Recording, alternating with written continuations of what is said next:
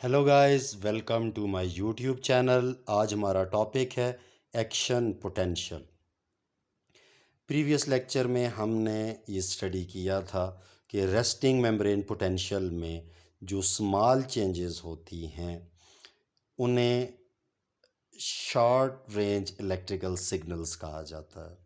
Action potential में large changes होती हैं मेम्ब्रेन पोटेंशियल में, यानी कि for example membrane potential -70 millivolt से चेंज होकर +30 मिली वोल्ट पे आ गया है। यानी ये जो पॉजिटिव और नेगेटिव जो साइंस हैं ये दोनों इनसाइड पोलैरिटी पे हैं। यानी रेस्टिंग पे जो इनसाइड पोलैरिटी थी वो -70 थी। अब जो है इनसाइड पोलैरिटी जो है वो +30 पे आ गई है। ये जो चेंज बन रही है रेस्टिंग मेम्ब्रेन पोटेंशियल में, वोल्टेज में ये जो चेंज आई है ये 100 मिली वोल्ट की है। अब एक्शन पोटेंशियल्स लॉन्ग डिस्टेंस या लॉन्ग रेंज इलेक्ट्रिकल सिग्नल्स होते हैं। इनकी प्रोपेगेशन नॉन डेक्रीमेंटल फैशन में होती है, यानी जब ये ट्रैवल करते हैं एक्सॉन के ऊपर तो कोई ग्रेजुअल चेंज नहीं आती, ना ही वो उस इलेक्ट्रिकल करंट में आएगी और ना ही उस वोल्टेज में आएगी, क्योंकि वोल्टेज और करंट बाय ओम्स लॉ उनका आपस में रिलेशनशिप है। तो जब वोल्टेज चेंज नहीं होगी तो यानी जो चेंज आई है वो 100 ही है, तो फिर करंट भी उसी तरह से ट्रैवल करेगा। एक्शन पोटेंशियल याद रखें, एक एक्सॉन का एक बहुत ही स्मॉल पोर्शन होता है। यानी जब एक दफ़ा किसी एक स्मॉल पोर्शन पे, वेरी स्मॉल पोर्शन पे एक एक्शन पोटेंशियल जनरेट होता है तो फिर उसके बाद उसकी प्रोपेगेशन होती है, यानी उसके बाद हर स्मॉल पोर्शन पे ये एक्शन पोटेंशियल जनरेट होगा। और जो इसकी प्रोपेगेशन है वो इस लेक्चर में तो नहीं होगी। इसमें तो सिर्फ एक सिंगल एक्शन पोटेंशियल की जनरेशन में जो आयनिक मूवमेंट्स होती हैं वो हम डिस्कस करेंगे। नेक्स्ट लेक्चर में हम प्रोपेगेशन ऑफ एक्शन पोटेंशियल को डिस्कस करेंगे। आपने इस वीडियो में ये याद रखना है कि इसके बाद जो आयनिक मूवमेंट्स डिस्कस होंगी वो सिंगल सिंगल एक्शन पोटेंशियल के लिए हैं। Propagation is something else. अब देखें जी, ये कुछ टर्म्स हैं, इनका पता होना चाहिए। जैसा कि थ्रेश होल्ड पोटेंशियल, ये -55 से -50 की जो 50 मिली वोल्ट की जो रेंज है इसे थ्रेश होल्ड पोटेंशियल कहा जाता है, या थ्रेश होल्ड मेम्ब्रेन पोटेंशियल हम इसे कहेंगे। जब कभी भी रेस्टिंग मेम्ब्रेन पोटेंशियल डीपोलराइज करके -55 से -50 की रेंज पे आए तो इसे थ्रेशोल्ड पोटेंशियल कहेंगे। अब थ्रेशोल्ड पोटेंशियल जनरेट करवाने के लिए जो स्टिमुलस होगा उसे थ्रेशोल्ड स्टिमुलस कहेंगे। और कोई ऐसा स्टिमुलस जो थ्रेशोल्ड पोटेंशियल नहीं जनरेट करवा सका, फॉर एग्ज़ाम्पल वो -70 से -65 या -63 -64 पे लेके आया या -60 पे लेके आया, तो फिर वो सब थ्रेशोल्ड जो है स्टिमुलस होगा। जो स्टिमुलस थ्रेशोल्ड पोटेंशियल तक डीपोलराइज करवाएगा मेम्ब्रेन को, उसे थ्रेशोल्ड स्टिमुलस कहेंगे। अब जब कभी ज़ीरो से ज़्यादा होना चाहिए, जो इनसाइड की पोलैरिटी ज़ीरो से ऊपर बढ़ के इनसाइड पॉजिटिव होना शुरू हो जाए, यानी इंटरनल जो नेगेटिव पोलैरिटी है वो रिवर्स हो जाए, तो उसे ओवरशूट कह दिया जाता है। ये हम एक्शन पोटेंशियल में देखेंगे। ये सोडियम की वजह से होता है, सोडियम की इनवर्ड मूवमेंट की वजह से होता है। बहुत ज़्यादा सोडियम एक्स्ट्रा सेलुलर फ्लूइड से इंट्रा सेलुलर फ्लूइड में आ जाते हैं, इनसाइड की तमाम नेगेटिविटी ख़त्म हो जाती है और वो इनसाइड पॉजिटिव हो जाती है। तो जब इनसाइड पॉजिटिव होगी और वो पॉजिटिविटी जिस लेवल तक जाएगी उसे हम ओवरशूट कह देते हैं। एक्शन पोटेंशियल को स्पाइक पोटेंशियल भी कहा जाता है, क्योंकि ग्राफ में इसकी स्पाइक लाइक अपीयरेंस होती है। ये जी ग्राफिकल रिप्रेजेंटेशन एक्शन पोटेंशियल की। एक्शन पोटेंशियल से रिलेटेड जितने भी जो इवेंट्स हैं उन्हें इस एक ग्राफ में समराइज़ किया जा सकता है। इस ग्राफ की मदद से एक कंप्लीट एक्शन पोटेंशियल को एक्सप्लेन किया जा सकता है। इसमें आपने ये याद रखना है कि जो इसमें ये वर्टिकल लाइन है, इधर हमने ये वोल्टेज को मिली वोल्ट्स में शो किया है, और ये जो हॉरिजॉन्टल लाइन है ये टाइम को मिली सेकेंड्स में, यानी ये टाइम और वोल्टेज का रिलेशनशिप है। अब देखें जी, threshold stimulus resting membrane potential को, ये -70 को ये डीपोलराइज करवा के -50 पे लेके आया है, और ये -50 थ्रेश होल्ड मेम्ब्रेन पोटेंशियल है। Threshold membrane potential threshold stimulus ने अचीव करवाया है। अब इस थ्रेश होल्ड मेम्ब्रेन पोटेंशियल पे ये जो है सोडियम की गेटेड चैनल्स ओपन हो जाती हैं। सोडियम का इलेक्ट्रिकल ग्रेडियंट और केमिकल ग्रेडियंट इसके इनफ्लक्स को, यानी एक्स्ट्रा सेलुलर फ्लूइड से इंट्रासेलुलर फ्लूइड की तरफ मूवमेंट को फेवर करता है। जब बहुत रैपिड सोडियम की मूवमेंट होगी तो सोडियम के पास पॉजिटिव चार्ज की वजह से ये इंटरनल नेगेटिविटी ख़त्म होती जाएगी, हत्ता कि ज़ीरो पोलैरिटी आ जाएगी जब मेम्ब्रेन के ऊपर कोई चार्ज नहीं होगा। इसके बाद भी सोडियम मज़ीद इनसाइड आएंगे और ये सिलसिला जारी रहेगा जब इनसाइड +30 हो जाएगी। ये जितनी भी वैल्यूज़ हैं ये इनसाइड की पोलैरिटी की हैं। तो इसे हम ज़ीरो से ले के ये जो +30 तक है ये ओवरशूट होगा, इनसाइड पॉजिटिव हो जाएगी, क्योंकि सोडियम का इक्विलिब्रियम पोटेंशियल +60 है। तो सोडियम की कोशिश ये थी कि इसे अपने इक्विलिब्रियम पोटेंशियल की तरफ लेके जाए। अब ये जो +30 मिली वोल्ट जो इनसाइड है इसे पीक पोटेंशियल कहा जाता है। इसके बाद रीपोलराइजेशन स्टार्ट हो जाती है। ये सारे का सारा फेज़ जो है ये डीपोलराइजेशन है। ये थ्रेश होल्ड पोटेंशियल तक ये स्लो डीपोलराइजेशन थी। इसके बाद ये फास्ट डीपोलराइजेशन है। स्लो डीपोलराइजेशन मींस कि विद रिस्पेक्ट टू टाइम ये इवेंट स्लो हुआ है। ये -50 से +30 तक ये जो डीपोलराइजेशन हुई है ये विद रिस्पेक्ट टू टाइम, यानी ये काफ़ी कम वक्त में बहुत ज़्यादा जो है डीपोलराइजेशन हुई है, तो इस वजह से इसे रैपिड डीपोलराइजेशन कहा जाता है। अब पीक पोटेंशियल के बाद जब दोबारा से इंटरनल नेगेटिविटी रीगेन हुई है तो इसे रीपोलराइजेशन कहा जाता है। अब +30 पे पीक पोटेंशियल पे voltage gated potassium channels open हो जाती हैं और पोटाशियम का आउटफ्लक्स होगा जो इनसाइड जो पॉजिटिव हुई है। ठीक है, अब जो इनसाइड के जो पॉजिटिव चार्जेस हैं वो सोडियम की फॉर्म में आउटसाइड पे जाएंगे और इंटरनल नेगेटिव पोलैरिटी को दोबारा से इस्टेब्लिश करवाएंगे, और ये सिलसिला -70 पे रुकेगा नहीं, उससे पीछे -80 -90 की तरफ जाएगा जिसे हाइपर पोलराइजेशन कहा जाता है। अब ये तो एक समरी है इस पूरे इवेंट की। अब हम जो है सोडियम की वोल्टेज गेटेड चैनल्स, पोटाशियम की वोल्टेज गेटेड चैनल्स, इन्हें डिस्कस करेंगे।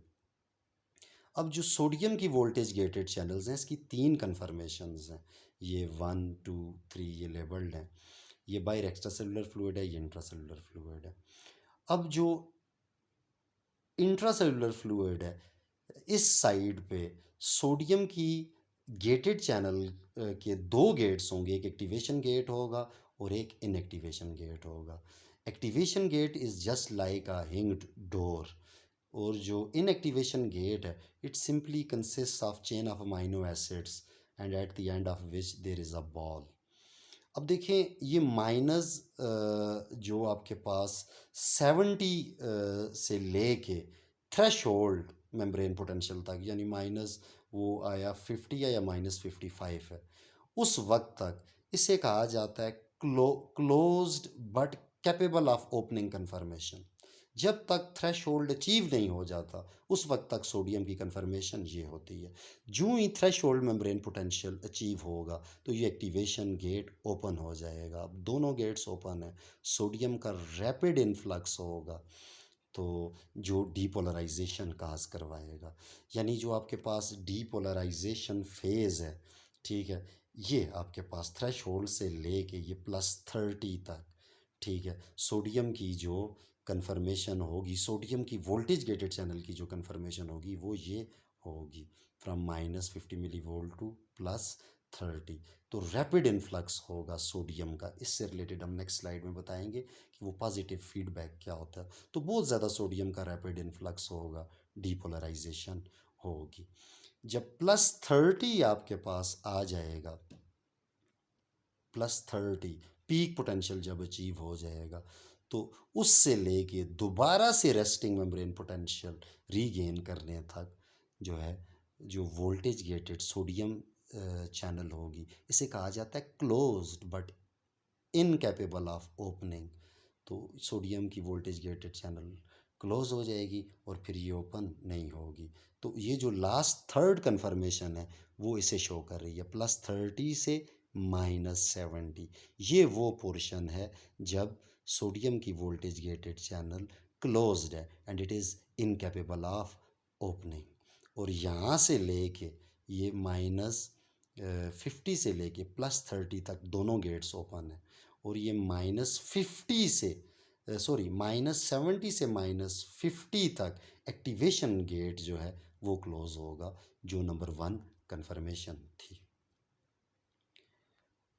अब जो ही थ्रेश होल्ड अचीव होगा, यानी जो है ट्रिगरिंग इवेंट या थ्रेश होल्ड स्टिमुलस जो है उसने -50 या माइनस ये सॉरी 5 नहीं है, ये -55 है, -55 मिली वोल्ट जब अचीव हो जाएगा तो voltage gated sodium channels open हो जाएंगी।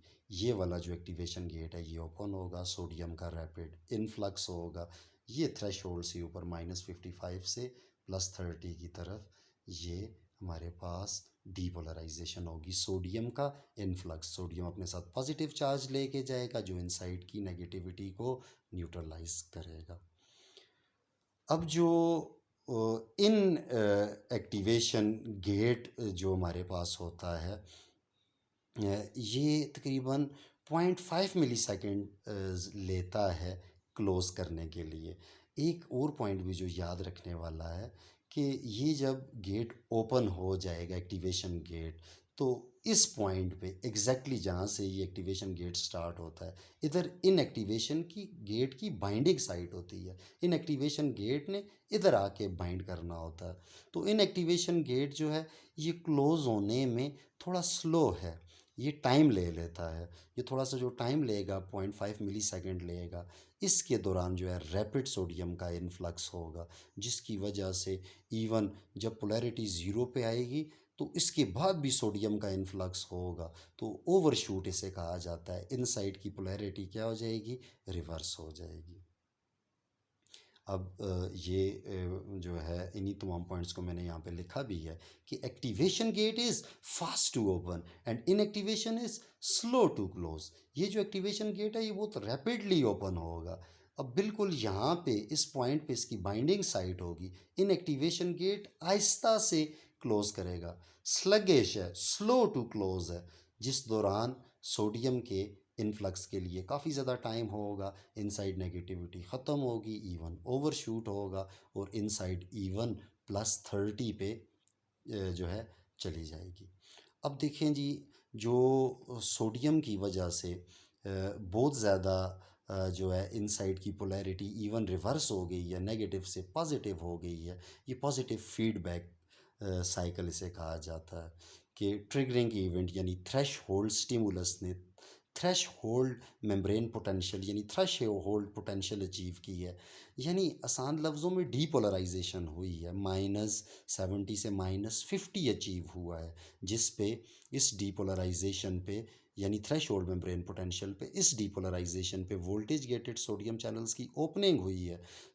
ज़्यादा जो है जब voltage gated sodium channels open हुई हैं तो सोडियम का इनफ्लक्स हुआ है, डीपोलराइजेशन हुई है। जितनी ज़्यादा डीपोलराइजेशन होती जाएगी उतने ज़्यादा जो हैं और सोडियम की चैनल्स ओपन होती जाएंगी और मज़ीद इनवर्ट सोडियम की मूवमेंट होगी, जो फर्दर डीपोलराइजेशन करवाती जाएगी, इवन ओवरशूट हो जाएगा। तो पॉजिटिव फीडबैक की वजह से ज़्यादा से ज़्यादा voltage gated sodium channels open होती हैं। अब आपने ये याद रखना है कि जब थ्रेश होल्ड मेम्ब्रेन पोटेंशियल यानी थ्रेश होल्ड पोटेंशियल। इसकी रेंज क्या है जी, -55 से -50 मिली वोल्ट। इस पे तीन मेन इवेंट्स होते हैं। एक जो है एक्टिवेशन गेट की रैपिड ओपनिंग, और उसकी वजह से रैपिड इन्फ्लक्स ऑफ सोडियम, यानी पॉजिटिव फीडबैक साइकिल अभी हमने पढ़ा था। और पॉजिटिव फीडबैक में जो है इवन इनसाइड की पोलैरिटी रिवर्स हो जाती है, पॉजिटिव हो जाती है। और जो मैंने अभी पिछली स्लाइड में आपको शो किया कि slow closure of inactivation gate, activation gate is fast to open, but inactivation gate जिसमें चेन ऑफ अमाइनो एसिड्स और एक बॉल है, it is slow to close.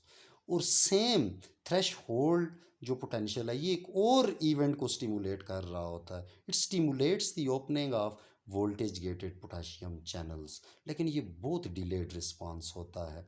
यानी आप सिंपल ये देखें जी कि इस डायग्राम में जब ये थ्रेश होल्ड अचीव हुआ है तो इसने स्टिमुलेट किया है कि voltage gated potassium channels open हों।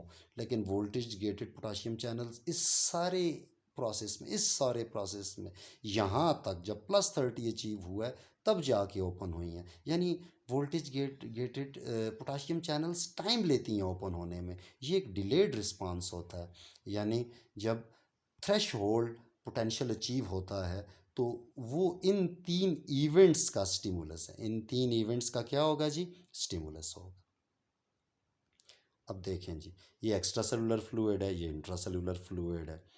अब यहाँ पे हमारा थ्रेश होल्ड जो है पोटेंशियल था, इस पे सोडियम की वोल्टेज गेटेड चैनल्स ये ओपन हो चुकी हैं।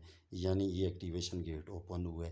इन एक्टिवेशन गेट की क्योंकि यहाँ पे बाइंडिंग साइट होती है तो ये जो है क्लोज होगा, लेकिन ये स्लो टू क्लोज है, जिसकी वजह से ये डीपोलराइजेशन हो रही है, सोडियम का इनफ्लक्स हो रहा है, इंटरनल नेगेटिविटी डिक्रीज हो रही है। यानी stimulus for opening of sodium channels voltage gated sorry stimulus for opening of voltage gated potassium channels is threshold membrane potential.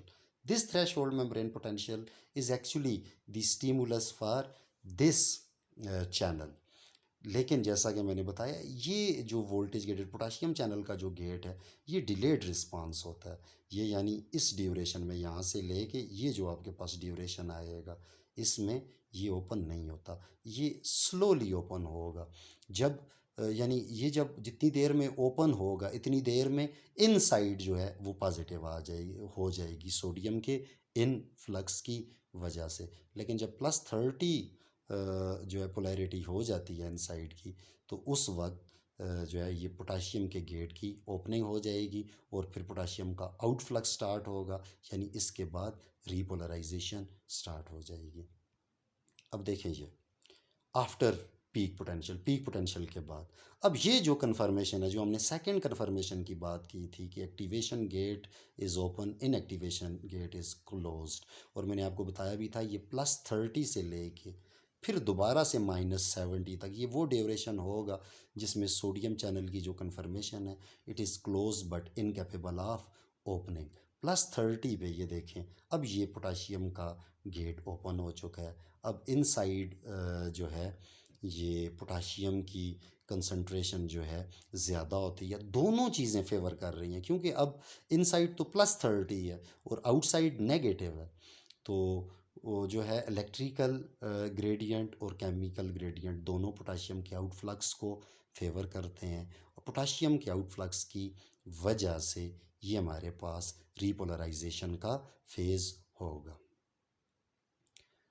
अब यहाँ पे आपने देखना है जी कि हमारे पास जो स्टेट थी वो ये थी। ये स्टेट हमारे पास होती है close but incapable of opening, जो +30 से -70 तक होगी। जब रीपोलराइजेशन में हमारे पास -70 दोबारा अचीव हो गया है पोटाशियम के आउटफ्लक्स की वजह से, पोटाशियम के आउटफ्लक्स की वजह से, तो दोबारा से इस कन्फर्मेशन से सोडियम की वोल्टेज गेटेड चैनल्स ने इस कन्फर्मेशन से इस कन्फर्मेशन में चेंज होना होता है। यानी दोबारा से एक्टिवेशन गेट क्लोज होगा और इनएक्टिवेशन गेट ओपन होगा। तो इसकी इम्पॉर्टेंस भी है, ये नेक्स्ट लेक्चर में हम डिस्कस करेंगे। जो हमारे पास एब्सोल्यूट रिफ्रैक्टरी पीरियड होता है, जब तक सोडियम की चैनल इस कन्फर्मेशन में होगी तो उसे हम एब्सोल्यूट रिफ्रैक्टरी पीरियड कहेंगे। कोई नेक्स्ट स्टिमुलस नया एक्शन पोटेंशियल जनरेट नहीं कर सकता।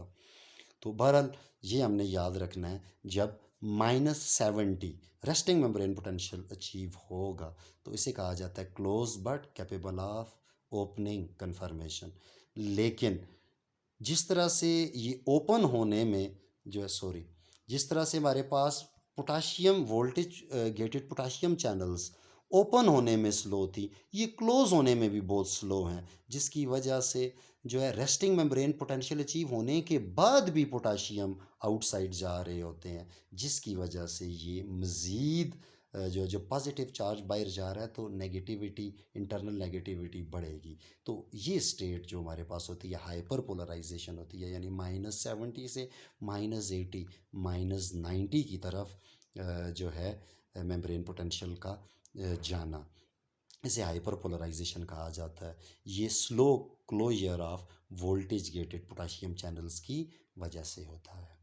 तो स्टूडेंट्स, इन तमाम टॉपिक्स को लैब्स में जो साइंटिस्ट ने स्टडी किया, उन टेक्निक्स को कहा जाता है patch clamp techniques, voltage clamp techniques. किसी लेक्चर में, वो नेक्स्ट किसी लेक्चर में इन चीज़ों को भी हम डिस्कस करेंगे। काइंडली शेयर कीजिएगा, सब्सक्राइब कीजिएगा। लेक्चर सुनने के लिए शुक्रिया, थैंक यू।